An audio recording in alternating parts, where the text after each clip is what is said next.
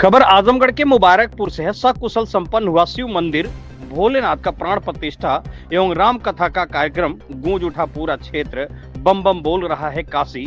भागवताचार्य पंडित चंद्रेश महाराज जी। आपको बताते चलें कि आजमगढ़ जिले के मुबारकपुर थाने के अंतर्गत ग्राम सभा प्यारेपुर चकिया में राम कथा का आयोजन कर शिव की प्राण प्रतिष्ठा का कार्यक्रम बड़े ही हर्षोल्लास के साथ किया गया, जिसमें सैकड़ों महिलाओं एवं पुरुषों ने शंकर जी पार्वती का और नंदी महाराज जी और राम सीता की झांकी निकालकर ग्राम सभा प्यारेपुर चकिया से अमिलो बाजार पाही मोड़ होते हुए पुनः कथा पंडाल मंदिर पूजा स्थल पर झांकी समाप्त हुई और भव्य भंडारे का आयोजन का प्रसाद वितरण किया गया। कथावाचक भागवताचार्य पंडित चंद्रेश महाराज जी ने शिव की आराधना करते हुए भक्तों को भाव विभोर कर दिए। वहीं पंडाल में आए भक्त जनों ने शिव की आराधना करते हुए बम बम बोल रहा है काशी, पूरा पंडाल झूम उठा और अंत में राम और सीता जी की आरती कर कथा का समापन किया गया। उक्त अवसर पर कथावाचक भागवताचार्य पंडित चंद्रेश महाराज जी, पंडित अमित तिवारी जी, न्यूज 9 भारत के प्रधान संपादक डॉक्टर अशोक चौहान जी, राम प्रवेश यादव जी, महाप्रधान सुरेंद्र राजभर जी, कथा आयोजक समस्त ग्रामवासी उपस्थित रहे। वहीं मीडिया से बातचीत के दौरान कथावाचक भगवताचार्य पंडित चंद्रेश महाराज जी ने क्या कहा, आइए सुनते हैं उनकी जुबानी। खबर बेधड़क से अशोक चौहान की खास रिपोर्ट।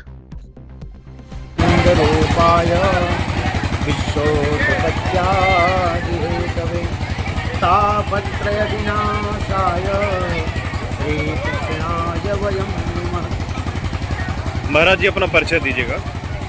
हमारा परिचय, हम आपके जनपद के रहने वाले हैं, अतरौलिया क्षेत्र के। हमारा आश्रम है पंचपेड़वा आश्रम अतरौलिया में, खंडवा ग्राम में पड़ता है और वही आश्रम में हमारा निवास स्थान है। जी आपका नाम क्या पड़ेगा महाराज जी? पंडित चंद्रेश जी महाराज भागवताचार्य और राम। ये शिव मंदिर प्राण प्रतिष्ठा के अवसर पर यह किस तरह का कार्यक्रम किया गया है, क्या है पूरा बताएं।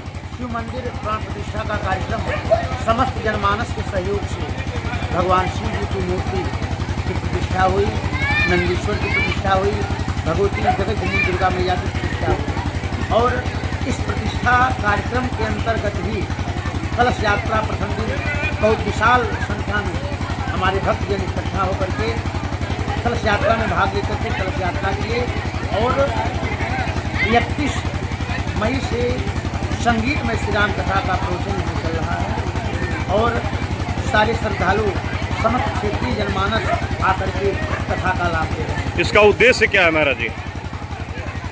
कथा का उद्देश्य सिर्फ यही है कि हिंदू जनमानस को जोड़ना, एक करना और जिससे कि हमारे आत्मरक्षा, सुरक्षा और जो सनातन धर्म है उसका प्रचार प्रसार हो सके और सब लोग सनातन धर्म से जुड़े और अपने राष्ट्र के हित में, अपने देश के हित में कार्य करें। जगत कल्याण में कहाँ तक यह कथा सार्थक है? ये जगत कल्याण की कथा देखिए, कथा से जीवन की व्यथा जो है, कथा व्यथा को ही दूर करने के लिए है, जिससे कि समाज में एकता बना।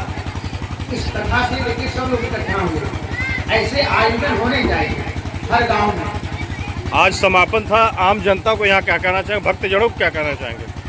भक्तजनों का अपार सहयोग मिला और इतनी संख्या में श्रद्धालु आकर के कथा सुनने, हजारों की संख्या में श्रद्धालुओं को बहुत बहुत धन्यवाद, बहुत बहुत आभार कि आप लोग कथा में आए और एक सीख लेकर के यहाँ से जाए कथा से।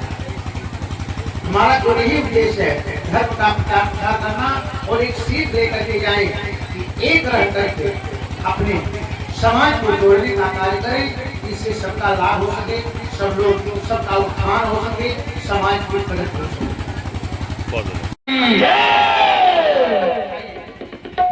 राजा राम तेरी उतारो हे सखी, उतारो हे सखी, उतारो हे सखी, उतारो हे सखी। रघुनंदन दुल्हा की उतारो हे सखी।